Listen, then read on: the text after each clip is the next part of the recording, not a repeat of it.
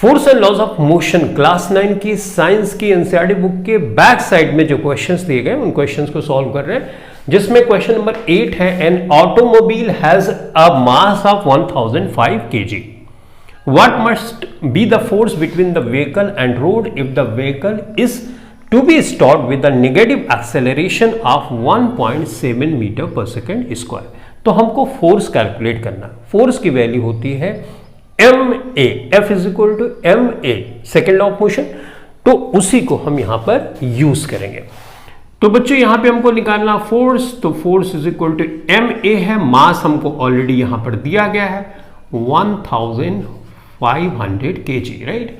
Acceleration यहां पे दिया गया नेगेटिव एक्सेलरेशन, तो हम नेगेटिव यहां पे यूज करेंगे और इसको मल्टीप्लाई करेंगे. तो 2 0 यहां पे लिखा, 15 7 105, 15 एकम 15 और 10 25, राइट.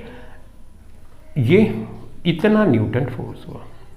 लेकिन ध्यान रहे कि ये पॉजिटिव निगेटिव का जो मल्टीप्लिकेशन होता है वो निगेटिव में आएगा, तो यहां 2550 न्यूटन फोर्स हो.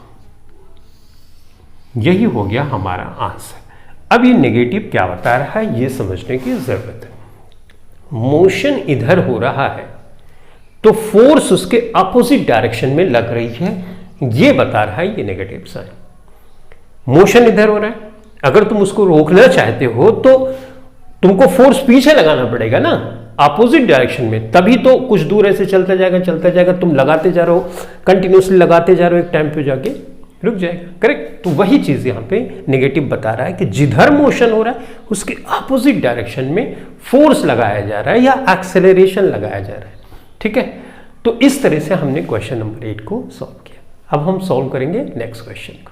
Force and laws of motion class 9 की साइंस की एनसीईआरटी बुक के बैक साइड में जो क्वेश्चंस दिए गए उन क्वेश्चंस को हम सॉल्व कर रहे हैं, जिसमें क्वेश्चन नंबर 9 है, what is the momentum of an object of mass m moving with a velocity v. तो मोमेंटम का फॉर्मूला बच्चों होता है मास टाइम्स वेलोसिटी, यानी मास इनटू वेलोसिटी. तो ऐसा फार्मूला तो यहां पर है, तो इसका मतलब यही करेक्ट ऑप्शन हुआ.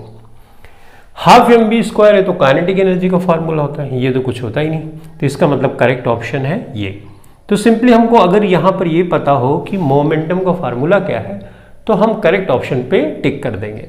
तो मोमेंटम का फार्मूला होता है m into B, mass into velocity. ठीक. तो इस तरह से हमने क्वेश्चन नंबर 9 को सॉल्व किया.